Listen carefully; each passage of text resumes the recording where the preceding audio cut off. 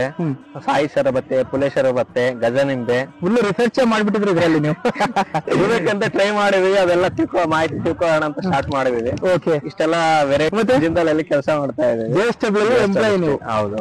Okay, first ಈಗ ನಾವು ಕಾಗ್ಜಿ ಹಾಕಿದೀವಿ. Kagzi okay, Bijapur special. ಈಗ 1 ವರ್ಷ ಆಗಿದೆಯಾ ನೀವು ಹಾಕಿ? 1 ವರ್ಷ ಆಯ್ತು. ಒಂದು ಗಿಡ ಇದು? 1 ವರ್ಷ ಆಯ್ತು. 1 ವರ್ಷ ಗಿಡ ಆಯ್ತು. 20 ಅಡಿ ಇದೆ. ಓಕೆ, ಈ ಗಿಡಕ್ಕೆ 19 ಅಡಿ ಇದೆ. ಓಕೆ, ಹಿಂದೂ ಯಂತ್ರ ಅಂದ್ರೆ ಕಾಡಿನ ವ್ಯವಸ್ಥೆಗೆ ಬೆಳೀತಕ್ಕಂಥ ಬೆಳೆ. ಹೌದು, ಅದಕ್ಕೆ ಪೂರಕವಾಗುವಂತೆ ನಾನು ಇದು ಹಾಕಿದ್ದೀನಿ, ನುಗ್ಗೆ ಹಾಕಿದ್ದೀನಿ. ನುಗ್ಗೆ ಹಾಕಿದಿರಾ? Okay okay, very good.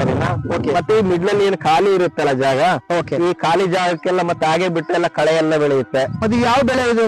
ನಮಗೆ ಕ್ಯಾಬೇಜ್ ಹಾಕಿದ್ದೇವೆ. ಓಕೆ, ಜಿಯೋಗ್ರಾಫಿಕಲ್ ಇಂಡಿಕೇಶನ್ ಸಿಕ್ಕಿದೆ. ಅದಾದ ನಂತರ ಇದಕ್ಕೆ ಡಿಮ್ಯಾಂಡ್ ಜಾಸ್ತಿ ಇದೆ ಮಾರ್ಕೆಟ್ ಅಲ್ಲಿ. ಓಕೆ, ನೀವು ಸಸಿ ಇಟ್ಟ ಮೇಲೆ ಎಷ್ಟು ವರ್ಷಕ್ಕೆ ಬೆಳೆ ಬರುತ್ತೆ ನಿಮಗೆ? 3 ವರ್ಷ ಅಂತ ಹೇಳಿದ್ದಾರೆ.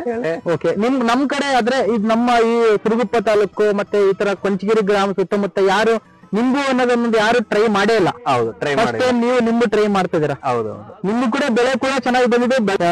ಸತತ ಪ್ರಯತ್ನ ಮಾಡಿದ್ರೆ ಯಾವ್ದು ಕೂಡ ಮನುಷ್ಯಗಳ ಪ್ರಯತ್ನ ಮಾಡೋಣ, ಫಲ ದೇವರಿಗೆ ಬಿಡೋಣ.